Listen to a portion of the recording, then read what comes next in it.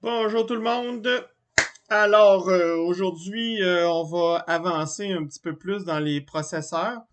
La partie 11.3.2, je vais quand même le faire, mais je vais le faire assez rapidement parce que je ne poserai pas de questions directement là-dessus. Par contre, bon, l'information, elle est là. C'est intéressant de bien la comprendre malgré tout.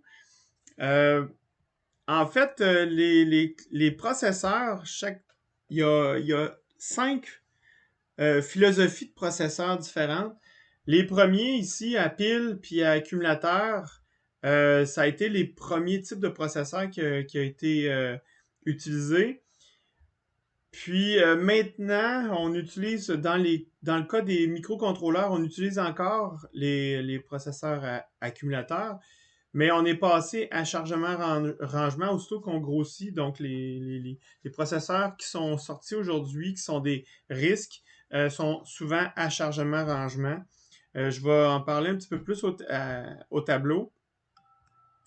Puis, pour ce qui est des processeurs registre-mémoire et mémoire-mémoire, on fait plus vraiment ça. C'était plus dans le cas des CISC, des complexes, des processeurs complexes. Parce que justement, on pensait justement qu'il fallait tout complexifier. Fait qu'on avait des accès aux mémoires super complexes là, pour aller chercher des tableaux, des choses comme ça.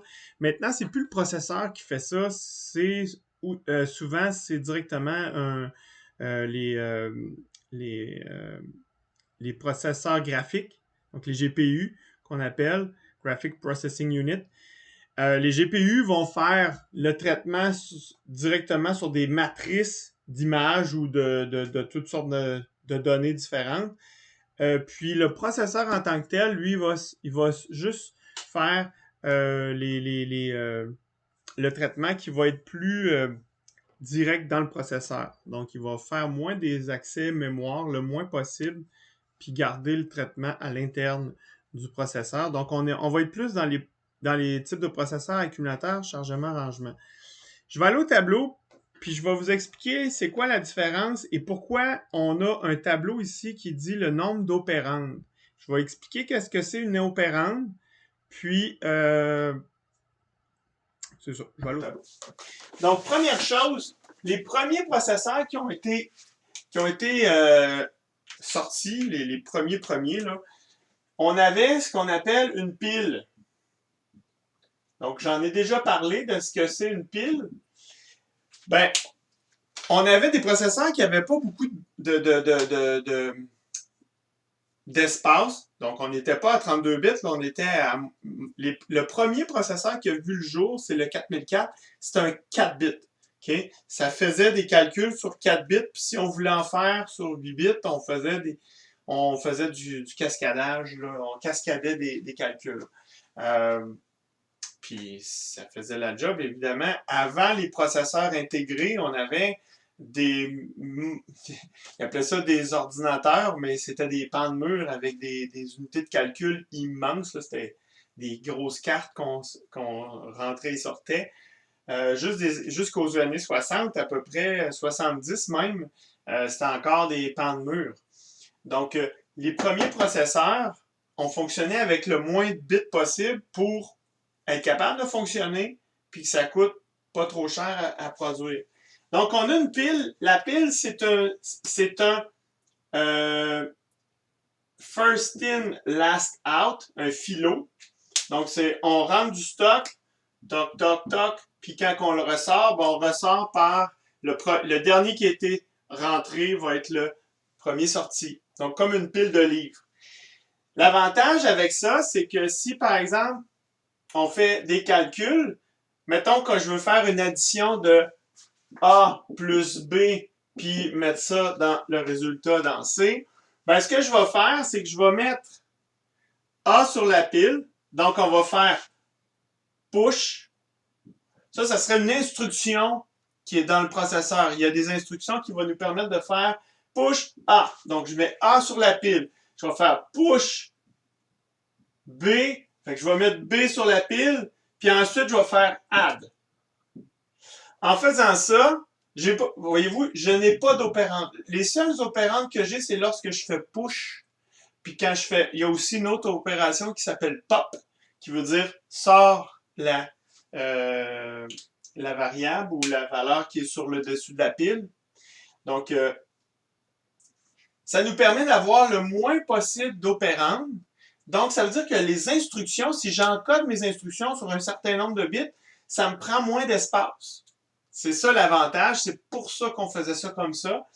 Donc, add va me permettre de faire A plus B et le résultat va être mis sur la pile. Fait que si je fais push A, je mets A, push B, je mets B, je fais add, j'additionne je fais le calcul et le résultat se retrouve ici, sur la pile. Donc, ça veut dire qu'il y a un hein, je l'ai dessiné souvent, cette affaire-là. Donc, il y a une unité arithmétique, ALU, Arithmetic Logic Unit, qui permet de prendre les opérations, les opérateurs ou les opérandes qui sont sur la pile, les amener à l'entrée de l'ALU, faire le calcul et retourner ça sur la pile. Donc, toutes ces étapes-là, c'est fait par l'unité de contrôle à l'intérieur du processeur, mais tout ce qu'elle a besoin, ce sont des opérations, excusez, c'est ça ici, ce sont des opérations qui prennent presque pas d'opérandes. Soit, typiquement, ils vont prendre pas d'opérandes du tout. Les opérandes sont sur la pile. Évidemment, push et pop, tu n'as pas le choix. Il faut être capable d'avoir une valeur qui va être mise dans soit une plage mémoire, soit ça va être direct, on appelle ça un immédiat. Hein, je peux avoir une valeur que je lis directement dans l'instruction, ou je peux avoir une valeur qui correspond à une adresse dans laquelle il y a la valeur. Donc, si la valeur, elle est directement dans l'instruction, on appelle ça un immédiat. Si vous voyez ça dans les notes de cours, un immédiat, c'est une valeur que je prends, puis c'est elle que je vais faire, sur laquelle je vais faire le calcul. Si j'ai une valeur qu'on appelle directe, ça veut dire qu'elle est directe pointée en mémoire. C'est un pointeur mémoire. C'est différent un petit peu. Donc là, je parle un peu de vocabulaire. Donc ça, c'est un processeur à pile. Les premiers processeurs, là, si vous allez voir dans les notes de cours, donc je donne des exemples. Vous avez peut-être déjà fait des calculs avec une petite calculatrice là, de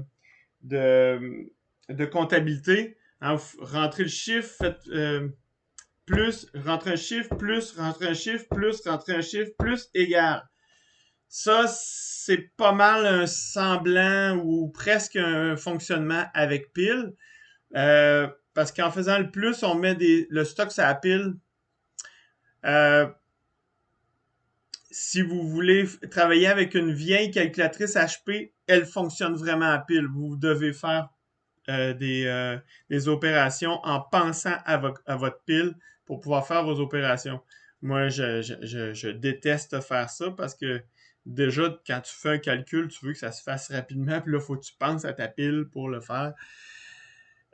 J'en ai eu une, je m'en suis débarrassé. Même si j'étais en mesure de l'utiliser, je tripais pas fort fort.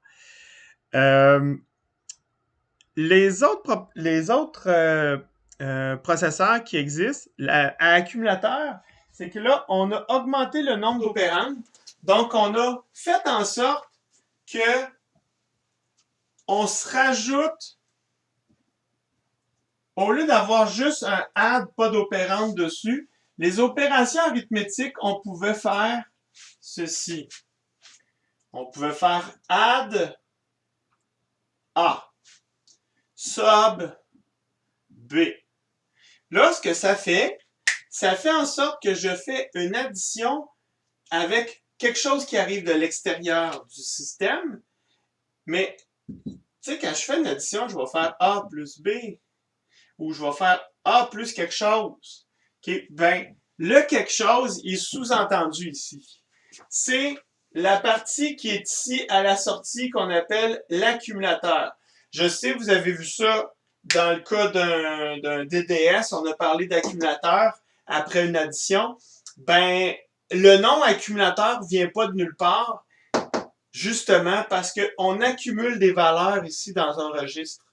Et ce registre-là est dans le processeur. Donc, les processeurs qu'on appelle à accumulateurs, c'est parce qu'ils fonctionnent avec un accumulateur. C'est le cas des microcontrôleurs de type PIC, les PIC 14, les PIC 12, les PIC 10, les PIC 12, les PIC 16, les PIC 17, même je pense les PIC 18, puis peut-être même les PIC 24. Je crois qu'ils sont aussi accumulateurs. Par contre, ils sont 16 bits, les PIC 24. Le Atmega, le Atmega que vous trouvez sur l'Arduino, c'est un processeur à accumulateur. Donc, il y a un accumulateur. On va voir les instructions tantôt.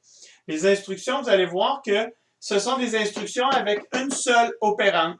Justement parce que ce qu'on va faire, c'est qu'on va faire le calcul avec une partie qui vient de l'accumulateur et l'autre, c'est l'opérande qui est dans l'instruction. Donc, ça nous permet de sauver de l'espace au niveau de l'instruction. L'instruction d'un PIC, c'est 14 bits. 14 bits pour faire une instruction, c'est pas beaucoup. C'est vraiment pas beaucoup. Il y a 8 bits pour une opérande. Puis le reste, c'est pour le code d'instruction puis d'autres petits bits de contrôle. Donc, on va voir ça plus tard. Donc, un processeur accumulateur, c'est un processeur dans lequel il y a un accumulateur dans le système, puis ça nous permet d'avoir une seule opérante. Les autres processeurs, on a à chargement-rangement, registre mémoire et mémoire-mémoire. Quelle est la distinction entre ces trois-là? Aujourd'hui, c'est beaucoup plus des chargements-rangements. On va avoir jusqu'à 3 opérandes dans une seule instruction. Donc, ça veut dire que l'instruction en tant que telle, je retourne au tableau, une instruction dans un processeur chargement-rangement, ça serait par exemple add A, B, C. Tu additionnes A plus B, puis tu retournes ça dans C. Ça, ce sont toutes des opérandes. Ça va être 2 sources. Puis ça va être le résultat. Où est-ce que je vais le placer? Ça pourrait être une façon de faire. L'autre façon de faire, vous voyez que ça prend quand même de l'espace, là.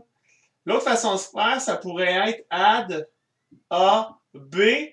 Donc, on fait A plus B, mais on retourne, par exemple, le résultat dans une des deux. Donc, ça, habituellement, ça serait spécifié dans les fiches techniques du processeur pour savoir où sera le résultat. Vous allez voir, on va en parler de ça. Donc, ça serait une autre façon de faire. Ça nous permet de sauver un espace binaire. Donc, on a juste besoin de 2 opérandes. Donc, ça fait une instruction qui est plus courte en nombre de bits. Maintenant, la source elle-même peut être soit un immédiat, ce qui veut dire la valeur que je prends, au lieu d'être une variable, ça serait directement une valeur. Donc, j'écrirais par exemple 58. Ça serait 58 que j'additionnerais avec la variable A. Souvent, le dollar est utilisé pour dire que c'est une variable. Et cette variable-là, quand on compile, pas le processeur, mais le compilateur va lui assigner une adresse mémoire pour remplacer le nom A par une adresse. Et là, la valeur va provenir de cette adresse-là, puis va retourner à l'intérieur pour le résultat. Donc ça serait un immédiat, ça serait un adressage direct. Donc, vous voyez, j'ai 2 opérandes, je fais une addition. Ça serait vraiment typiquement là, ça ne serait pas à chargement-rangement ici. Là, on fait une addition avec une valeur qui est en mémoire. Donc, ça serait plus un processeur registre-mémoire. Si on veut parler d'un processeur chargement-rangement, on va plutôt faire un load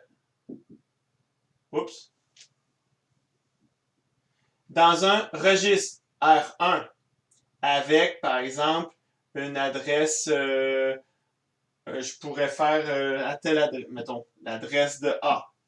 Donc, je vais charger le registre 1 avec ce qui est contenu dans la plage mémoire qui est dans A. Donc, c'est pour ça qu'on appelle ça chargement-rangement, c'est que j'ai load et store.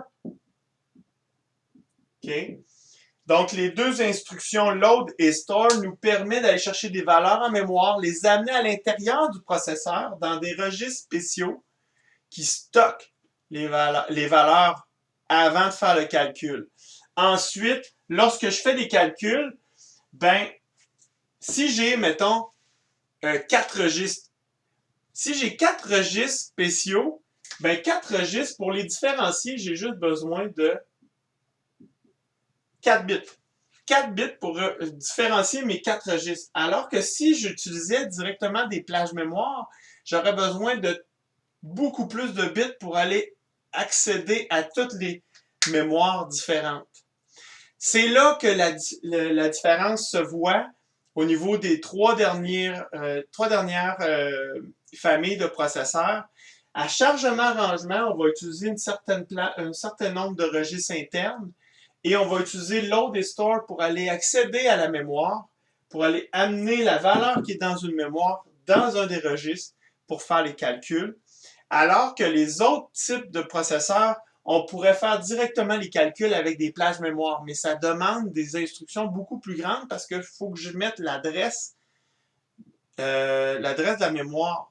Ça serait beaucoup plus difficile aujourd'hui d'utiliser ce genre de processeur-là qu'on fait des calculs directement à partir de la mémoire parce qu'on a des mémoires immenses. Fait imaginez l'instruction, comment qu'elle serait immense. Ça me prendrait une éternité de bits juste pour faire des calculs. Alors, ce qu'on fait, c'est qu'on a load et store.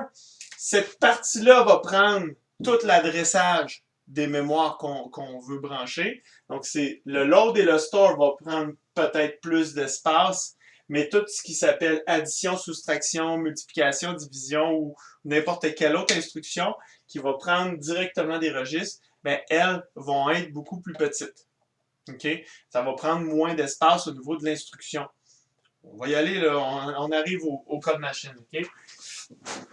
Donc, je viens de vous résumer vraiment là, ce qu'on voit ici. OK? Donc, les processeurs qui sont les plus utiles aujourd'hui, là, sont souvent de la famille des ARM. Il y a même encore des MIPS. Il y a évidemment des processeurs plus propriétaires là, qui sont... mais si on parle de microcontrôleurs, la plupart des microcontrôleurs 8 bits, là, on est ici. Là. On est dans accumulateur. Okay? On l'appelle aussi processeur à registre, à un registre. C'est plus ou moins vrai. Là. Donc, en tout cas, bref. Si vous avez des questions là-dessus, vous pouvez toujours regarder là, ce qui est à lire ici. C'est ce que je viens d'expliquer au tableau. Donc, je passe assez rapidement là-dessus. Je ne veux pas nécessairement aller plus loin que ça dans ce domaine-là. OK. Aujourd'hui, je vais arrêter ça là, puis on en reparle aux prochaines vidéos.